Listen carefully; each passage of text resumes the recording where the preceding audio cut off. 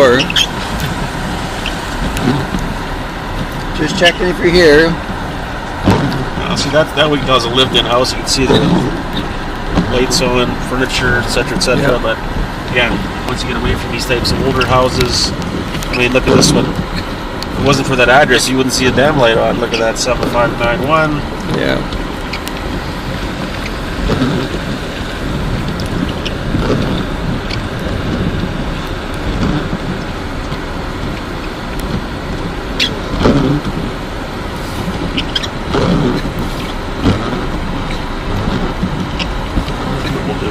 I'll just come back down this side of the road and then we'll just head back to Silver. So look at this other side. This reminds me when I was a kid, my dad would take us out for drives to look at Christmas lights at Christmas time. Yeah. So here we go. You can see much of that anymore. It's just a sort of a dead art. Yes. Yeah, not many here, eh? Nope.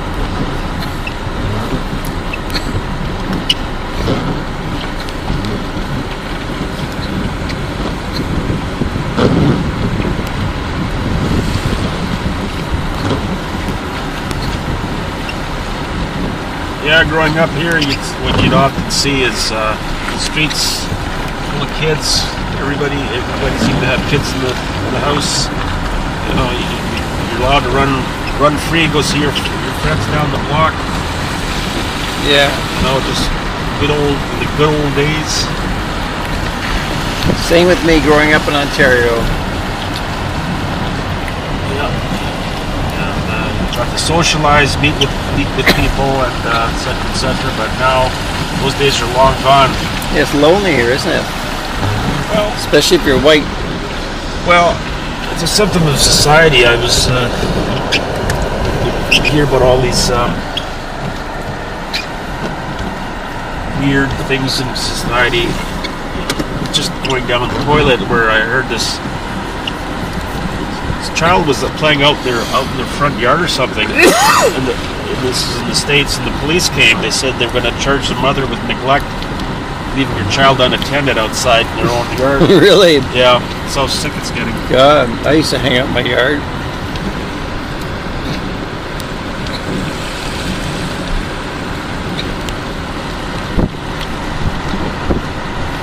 It's so dark here, it's hard to film. Yeah, camera must be taking a beating trying to focus on on something.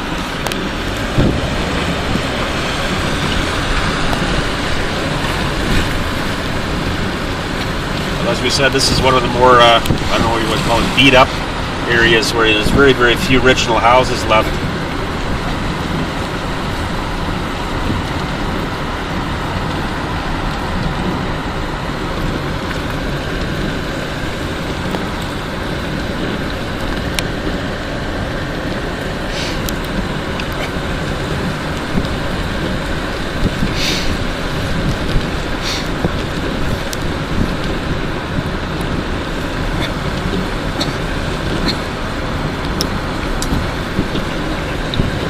Dark. Real dark.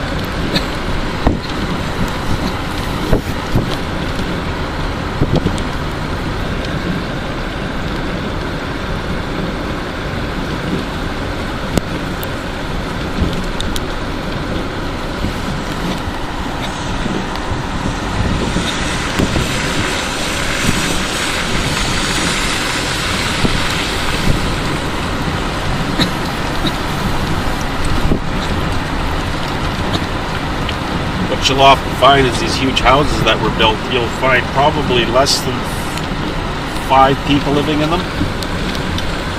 Yeah. You know, maybe a couple and their 2 children. The irony is these smaller houses would often have families of, 5, 6, 7 people, so about, a third the size of the house, but it held more people. And then these ones here really are just built for tax space. They're not really practical. Do they want them big for prestige or what? Well, bigger tax base? Just the bigger, tax. The building code allows them to build this big, and so they can do it. They'll do it. So they try to maximize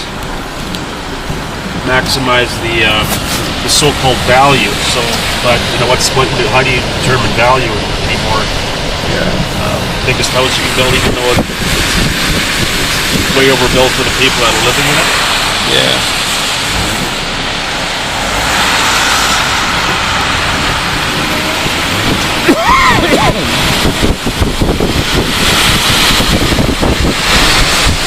Oh, I think we'll call that a wrap. That's another subdivision, one of the main ones. You can see what a ghost city it is as well. Yeah. So it's 9:15 p.m. December 22nd, 2015. Yeah, so we've done we're going to do more. We'll probably get into some of these now. Get into the townhouse units and the townhouse and condos, 3 stories, same phenomenon. Different parts of Richmond, like I say, we sort of pick these ones, but I'm sure if we went almost any neighborhood in Richmond right now, you'd see the same basic layout of vacancy, very, very high non-occupancy.